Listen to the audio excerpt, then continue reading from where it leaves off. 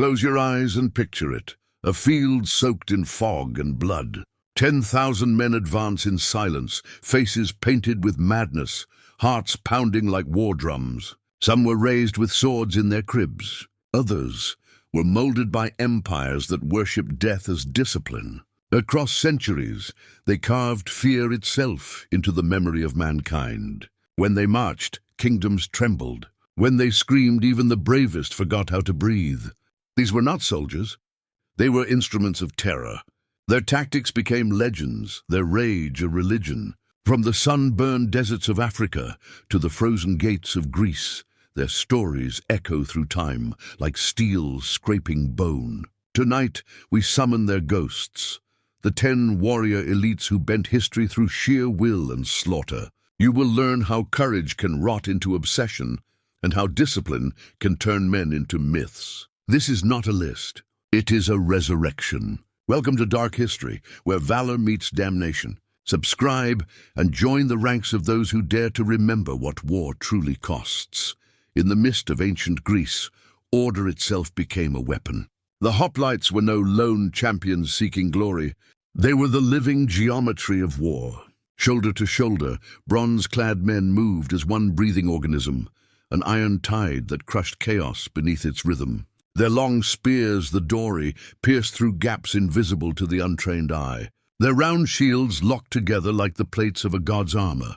To face them was to confront inevitability. At Marathon, a sea of Persians learned that numbers meant nothing against precision. The phalanx advanced without panic or mercy, bronze flashing like sunlight on water until the enemy broke beneath its weight. The hoplites' strength lay not in rage, but in restraint, the cold mathematical patience of men who knew that hesitation was death. They fought for polis and for pride, but what their enemies saw was something beyond human, a wall of discipline that could not be reasoned with. That image, the unshakable line of shields, became the nightmare of every invader and the blueprint of Western warfare itself.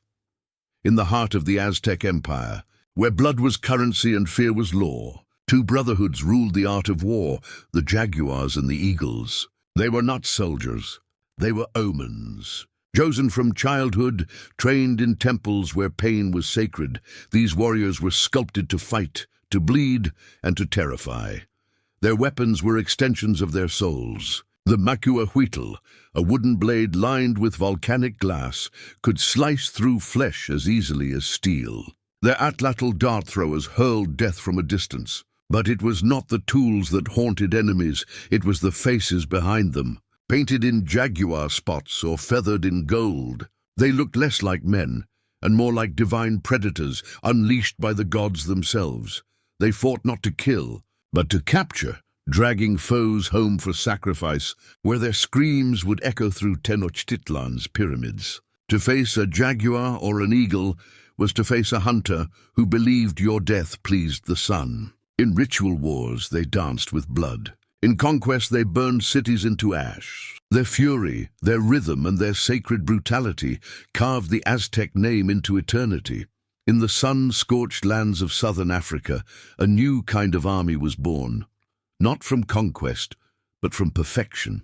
Under Shaka Zulu's hand, men became weapons, and war became an art form of annihilation. The Zulus were not chaos. They were choreography, a rhythm of death that moved like thunder across the plains. Shaka trained his warriors to run for miles barefoot, to fight until the world blurred red. He replaced throwing spears with the short stabbing Iklwa, forcing them into brutal hand-to-hand slaughter. Behind tall Isilangu shields, they closed the distance with terrifying precision, cutting down their enemies before they could even reload. Their tactic, the bullhorns, was genius and nightmare combined. The flanks encircled, the chest crushed, and the rear devoured. Once trapped inside, no army escaped alive. At Isandlwana in 1879, 20,000 Zulu warriors surrounded and destroyed. A modern British force, men armed with rifles and cannons, the Zulus proved that discipline could outwit technology, and that raw human will could rewrite military law. To face them was to feel the ground shake, not from footsteps, but from the heartbeat of an empire that feared nothing but peace itself. From the sands of Egypt rose a brotherhood of warriors born without freedom, yet destined to command empires. They were the Mamluks, slaves who became kings, soldiers whose chains were forged into blades. Taken as children from distant lands, they were stripped of identity, reshaped through years of brutal discipline, and reborn as the most elite cavalry of the medieval world. Their lives belonged to no one but the sword. Every day was training, every night a rehearsal for death. They mastered the bow, the spear, and the curved saber, weapons that became extensions of instinct. On horseback, they were poetry in motion, riding like shadows through storms of arrows. But what made them truly terrifying was not their speed or skill, it was their silence. Mamluks did not shout on the battlefield. They struck like ghosts, coordinated, unflinching, merciless. At Ain Jalut, in 1260, they faced the impossible, the Mongol horde, undefeated across continents. But when the dust cleared, it was the Mamluks who stood victorious, their ambush tactics and flawless unity shattering the myth of Mongol invincibility. These men began as captives and ended as conquerors. Fear was their teacher, victory their only freedom. In the burning deserts of the Holy Land, faith became armor and devotion became a blade. The Knights Templar were not ordinary soldiers. They were monks of war, men who prayed with one hand and killed with the other. Bound by vows of poverty, chastity, and obedience, they renounced everything except the glory of battle. Their loyalty was not to kings or crowns, but to a god they believed demanded conquest. Encased in heavy chainmail, bearing the crimson cross on pure white, they charged into chaos with the calm of men already dead. The clang of swords, the screams of horses, the sand stained red, none of it broke their formation. They were disciplined, fearless, and utterly convinced they could not fail. At Montgisard in 1177, outnumbered beyond reason, they faced Saladin's vast army beside the young King Baldwin IV. The Templars struck first, a thunderclap of steel that tore through the enemy lines, turning faith into fury. The Muslim chroniclers said even the desert wind seemed to bend before them. To face a Templar was to face a man whose courage bordered on madness, a holy weapon forged in prayer and sharpened by blood. In the mist-covered islands of feudal Japan, death was not a fear, it was a duty. From childhood, the samurai were sculpted by fire and silence, molded beneath the iron code of Bushido, honor, loyalty, and the grace to die without hesitation. Every scar was a scripture, every wound a lesson. They were not men who sought victory, they sought perfection. Their katana was no weapon, it was their soul, folded and reforged until it could slice through both armor and arrogance. Dressed in lacquered armor, faces calm as still water, they fought with precision so absolute that even chaos obeyed their rhythm. Arrows, naginatas, blades, every strike carried the weight of centuries of ritual. At Sekigahara in 1600, tens of thousands clashed for Japan's future. Amid the thunder of musket fire and the screams of dying lords, the samurai stood unmoved, each ready to fall upon his own blade rather than betray his oath. What made them truly feared was not their swordsmanship alone, but their serenity in the face of death. To fight a samurai was to battle a spirit already gone, a shadow guided by honor, and a blade that never trembled. From the icy fjords of the north came warriors who defied reason itself, the Berserkers. They were not an army, they were storms made flesh. When battle called, they shed fear, mercy, even sanity, and entered the trance known as Berserk Gang. Their eyes glazed white, their skin flushed with rage, and the world around them dissolved into a blur of blood and steel. They charged bare-chested through the chaos, swinging axes heavy enough to split shields in two, biting their shields, roaring like wolves before the slaughter. Enemies swore they were possessed, immune to pain, immune to death. To see a berserker rush forward, screaming the names of gods, was to feel the ground crumble beneath courage itself. At Stamford Bridge in 1066, a single berserker stood against an entire English army. holding a narrow crossing while his brothers regrouped. For hours, he cut men down until his body was pierced by spears. Even dying, he became legend, proof that terror itself could wear human skin.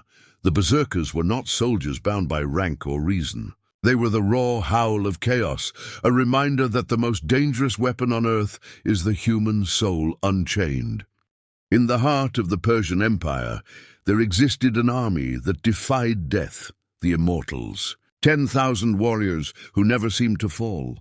When one died, another took his place instantly. To their enemies, it was as if the ranks could not be broken, as if Persia itself breathed through their armor. They moved as one, a living wall of shields and spears, their bronze gleaming under the desert sun. Each step they took was measured, precise, rehearsed 1,000 times in silence.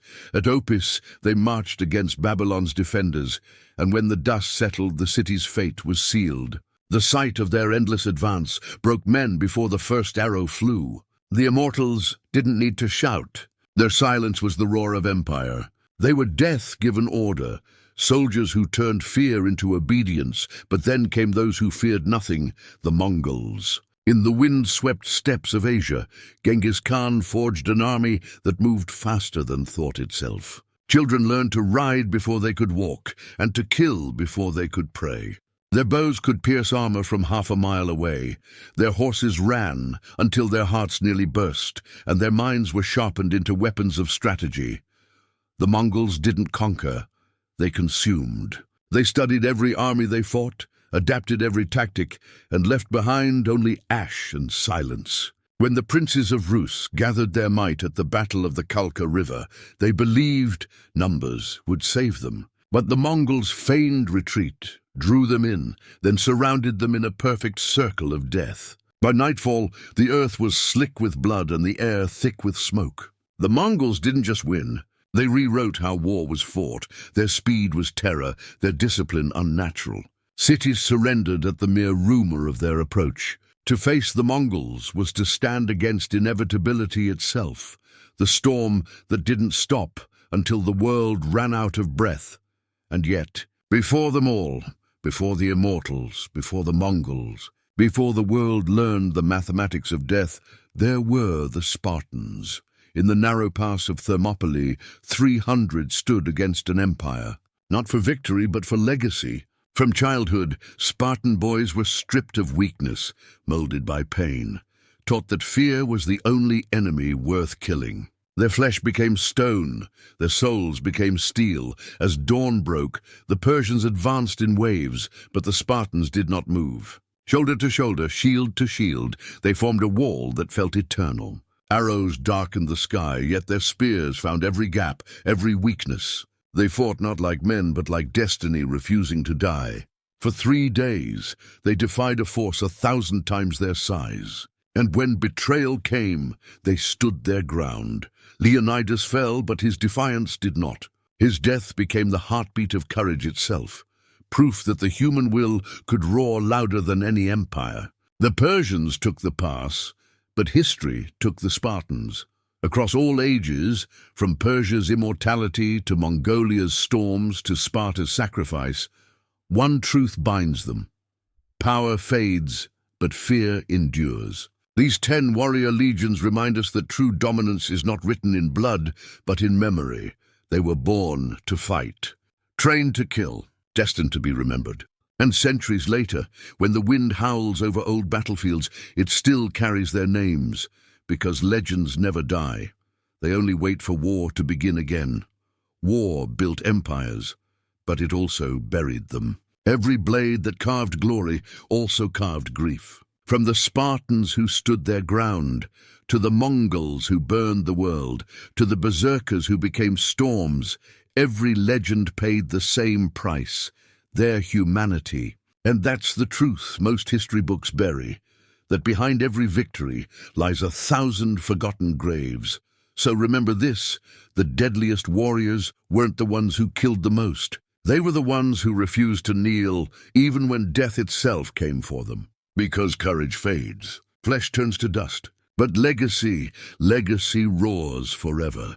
If you felt the fire of these warriors burn through time, like the video to honor their legacy, and comment which warrior you think was the most unstoppable in history. Subscribe now and join the ranks of Dark History, where every legend bleeds again. And remember, those who forget the past are destined to face it once more.